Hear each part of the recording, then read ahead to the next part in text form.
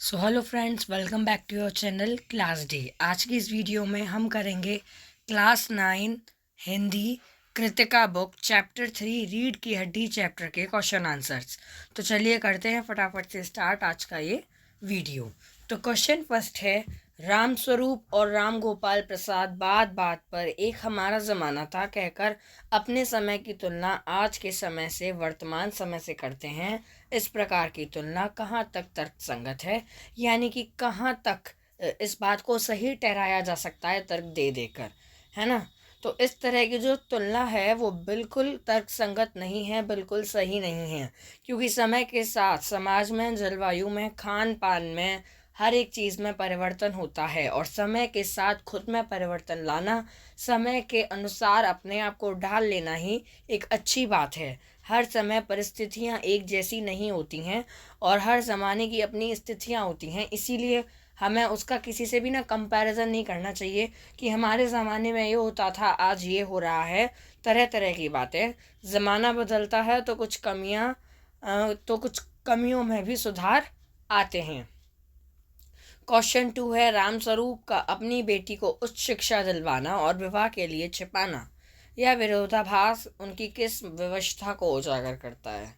तो जो रामस्वरूप हैं उन्होंने अपनी बेटी को अच्छी शिक्षा दिलवाई, अच्छी तरह पढ़ाया लिखाया, है ना, और लेकिन जब उसके विवाह की बात आती है तो वो उसे छुपा लेते हैं।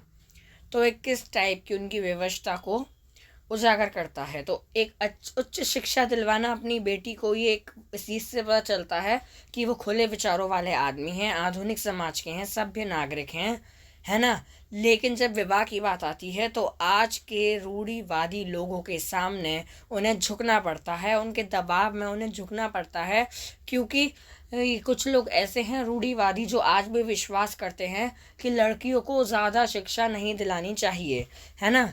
तो ये बात उनकी इसी व्यवस्था को उजागर करता है कि उन्हें रूढ़िवादी लोगों के दबाव में झुकना पड़ा था अपनी बेटी के विवाह के लिए।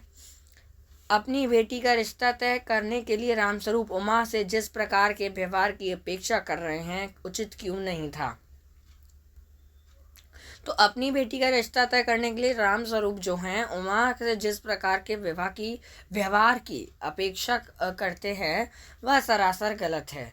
एक तो उन्होंने अपनी बेटी को पढ़ाया लिखाया है, लेकिन फिर भी उसे वो कम पढ़ा लिखा साबित कर रहे हैं और उसे सुंदरता बढ़ाने के लिए कह रहे हैं, जो कि एक नकली प्रसाधन सामग्री का उपयोग करके हो सकता है, जो कि बिल्कुल गलत है। यहाँ पर तन की सुंदरता तो बढ़ाई जा रही है, मन की सुंदरता की ओर नहीं देखा जा रहा है। साथ ही वे यह भी चाहते हैं कि उमा वैसा ही आचरण करे जैसा लड़के वाले चाहते हैं। वो अपनी मर्जी का कुछ भी ना करे, जस्ट वो सारी चीज़ें वैसी करे जैसी जैसी लड़के वाले कह रहे हैं, जैसी जैसी लड़के वाले चाह रहे हैं। परंतु वे ये क्यों भूल रहे हैं कि जिस प्रकार लड़के की अपेक्षाएं होती हैं, ठीक उसी प्रकार लड़की की भी पसंद नापसंद होती हैं और लड़की को अपनी पसंद नापसंद जाहिर करने का, अपने डिसीज़न, अपने फैसले लेने का पूरा पूरा हक है, क्योंकि आज समाज में लड़का तथा लड़की को समान दर्जा प्राप्त है। क्वेश्चन 4 है, गोपाल प्रसाद विवाह को बिजनेस मानते हैं, रामस्वरूप अपनी बेटी को उच्च शिक्षा छिपाते हैं, है ना। तो जो गोपाल प्रसाद हैं वो विवाह को बिजनेस की तरह देखते हैं। लड़की में सारी कमियां और सारे उसके गुण देखने की वो कोशिश करते हैं, है ना, और सारे उस लड़की के ऊपर अपने ऑर्डर चलाते हैं, लड़की से कुछ उसकी पसंद नापसंद नहीं पूछते हैं। और जो रामस्वरूप है उन्होंने अपनी बेटी की उस शिक्षा को छिपाया है। क्या आप मानते हैं कि दोनों समान रूप से अपराधी हैं? अपने विचार हमें यहाँ पर व्यक्त करने हैं, लिखने हैं।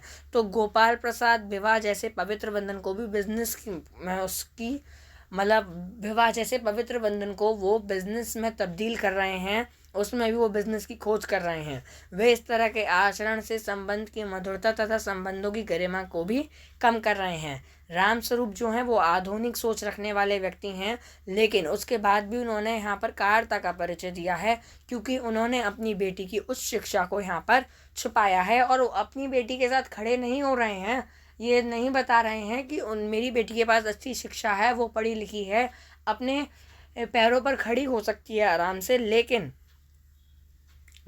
वो कर क्या रहे हैं, उसका साथ बिल्कुल भी नहीं दे रहे हैं। एक स्वाभिमानी वर्ग की तलाश ना करते हुए वह मजबूरी में आकर परिस्थिति से समझौता करते हैं।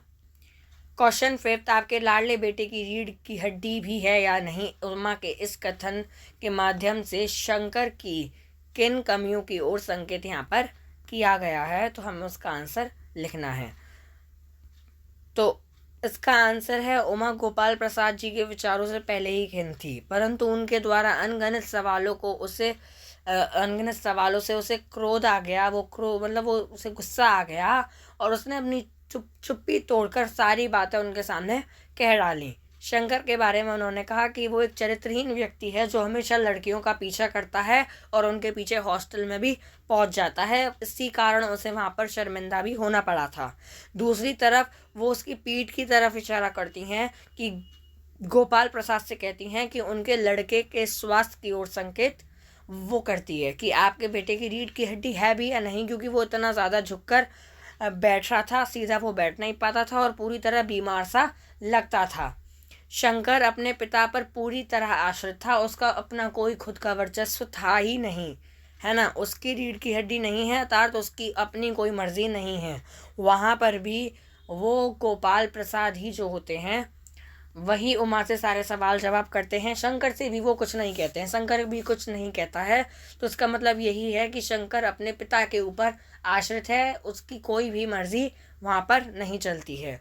क्वेश्चन 6 है, शंकर जैसे लड़के या उमा जैसी लड़की समाज को कैसे व्यक्तित्व की ज़रूरत है? तर्क सहित उत्तर हमें यहाँ पर देना है। तो समाज में आज उमा जैसे व्यक्तित्व स्पष्टवादिनी तथा उच्च चरित्र वाली लड़की की ही आवश्यकता है।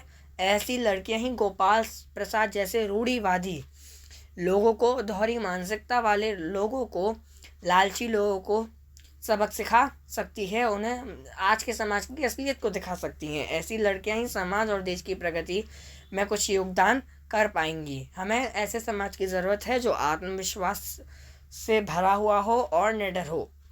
इसके विपरीत शंकर जैसे लड़के समाज के लिए निरुपयोगी हैं। शंकर जैसे व्यक्तित्व समाज को कोई दिशा प्रदान नहीं कर सकते हैं।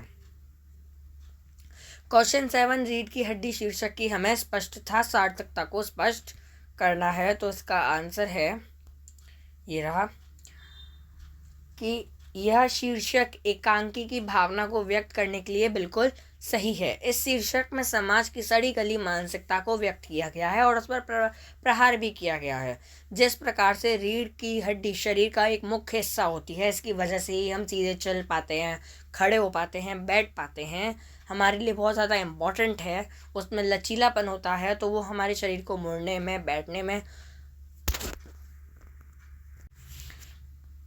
झुकने में मदद करता है। इस लचीलेपन के कारण ही शरीर हर कार्य करने में सक्षम होता है। व्यायाम के माध्यम से हम रीढ़ की हड्डी के लचीलेपन को बनाए रख सकते हैं, उसे स्वस्थ रख सकते हैं। उसी प्रकार से समय के अनुसार पुरानी रीतियों और परंपराओं को बदलना भी आवश्यक है ना। जब ये रीतियाँ और परंपराएं मनुष्य के हित के स्थान पर उनका अहित करने लगें तो वे विकार बन जाती हैं। यह एकांकी समाज के व्याप्त इन विकारों पर कटाक्ष करती है। हमारा समाज इन मानसिकताओं का गुलाम बनकर रीढ़ की हड्डी वाला शरीर हो जाता बिना रीढ़ की हड्डी वाला शरीर हो जाता है ना। अगर समाज में शंकर जैसे, गोपाल प्रसाद जैसे लड़के आदमी होंगे तो फिर हमारा जो समाज है वो बिना रीढ़ की हड्डी शरीर के समान हो जाएगा। दूसरी तरफ शंकर जैसे लड़कों से भी यही तात्पर्य है, बिना रीढ़ का। इस प्रकार के लड़कों का अपना कोई व्यक्तित्व नहीं होता है, ये दूसरों के ऊपर आश्रित होते हैं, इनका कोई चरित्र नहीं होता है और ये सारी उम्र दूसरों के इशारों पर ही चलते हैं। ये लोग समाज पर एक बोझ हैं, इसके अलावा कुछ भी नहीं। क्वेश्चन 8, कथा वस्तु के आधार पर आप किसे एकांकी का मुख्य पात्र मानते हैं और क्यों?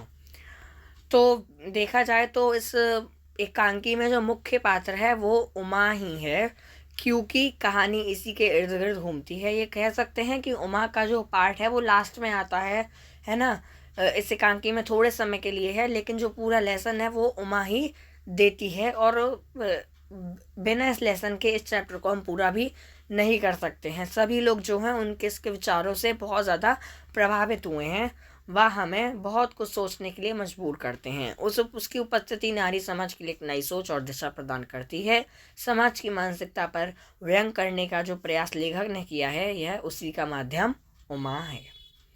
क्वेश्चन 9, एकांकी के आधार पर रामस्वरूप और गोपाल प्रसाद की चारित्रिक विशेषताएं हमें बतानी है। तो जो रामस्वरूप और गोपाल प्रसाद जी की चारित्रिक विशेषताएं कुछ इस प्रकार हैं। जो रामस्वरूप हैं, आधुनिक और प्रगतिशील विचारधाराओं से संपन्न है, और इसका ये एक एग्जाम्पल है कि उन्होंने अपनी बेटी को उच्च शिक्षा दिलवाई है, लेकिन वे एक मजबूर पिता भी हैं, है ना। समाज के सामने उन्हें झुकना पड़ता है। एक तरफ वो अपनी क्षेत्रीय शिक्षा के समर्थक हैं, उन्होंने अपनी बेटी को शिक्षा दिलवाई है, लेकिन अपनी बेटी के विवाह के लिए ही वह उस शिक्षा को छिपाने का प्रयास करते हैं। उन रूढ़िवादी लोगों के सामने वो झुक जाते हैं, जिससे उनकी व्यवस्था और कायरता का पता चलता है। वही जो गोपाल प्रसाद हैं, वे नहायत ही चालाक, बड़बोले, लालची और पढ़े लिखे होने के बावजूद भी स्त्री पुरुष की समानता में अविश्वास रखने वाले व्यक्ति में उभरते हैं। इसी कारणवश उन्हें अपने मेडिकल में पढ़ने वाला बेटा जो है ना, मेडिकल में पढ़ने वाला जो बेटा है, उसका विवाह वो कम पढ़ी लिखी लड़की से करवाना चाहते हैं। वे विवाह जैसे पवित्र रिश्ते को भी बिजनेस के रूप में देखते हैं, वो उसे बिजनेस मानते हैं। इससे उनका लालची स्वभाव भी पता चलता है। क्वेश्चन 10 है, इस एकांकी का क्या उद्देश्य है, हमें वो लिखना है। तो एकांकी का उद्देश्य समाज में औरतों की दशा को सुधारना, उनके अधिकारों के प्रति जागरूक कराना है। यह एकांकी उन लोगों की तरफ उंगली उठाती है जो समाज में स्त्रियों को जानवरों या सामान से ज़्यादा और कुछ नहीं समझते हैं, जिनके लिए वह घर में सजाने से ज़्यादा कुछ नहीं समझते हैं। यह एकांकी औरत को उसके व्यक्तित्व की रक्षा करने का संदेश देती है, और कई सीमा तक इसे द्वेष में भी वह एक एकांकी जो है ये सफल भी होती दिख रही है। क्वेश्चन 11 है, समाज में महिलाओं को उचित गरिमा दिलाने हेतु आप कौन कौन से प्रयास कर सकते हैं।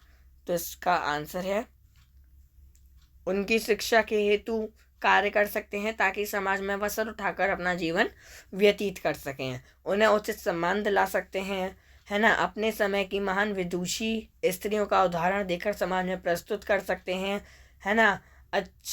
महिलाओं को अपनी इच्छा के अनुसार हर क्षेत्र में आगे बढ़ने का प्रोत्साहन दे सकते हैं। समाज में महिलाओं को समान भागीदारी दिलवाने का प्रयत्न कर सकते हैं। लड़कियों का विवाह बिना दहेज लिए वह दिए, इस विषय पर भी हम कार्य कर सकते हैं, और जितनी ज़्यादा हम अवेयरनेस फैलाएंगे उतना ज़्यादा अच्छा होगा। इस तरह से हमने इस चैप्टर के भी क्वेश्चन आंसर कंप्लीट कर लिए हैं। आई होप आपको कुछ ना कुछ ज़रूर हेल्प हुई होगी। इससे पहले हमने जो आपके इस कृतिका बुक के जो फर्स्ट 2 चैप्टर हैं, इस जल प्रलय में और मेरे संग की और से चैप्टर के भी क्वेश्चन आंसर कंप्लीट कर लिए हैं। Thank you.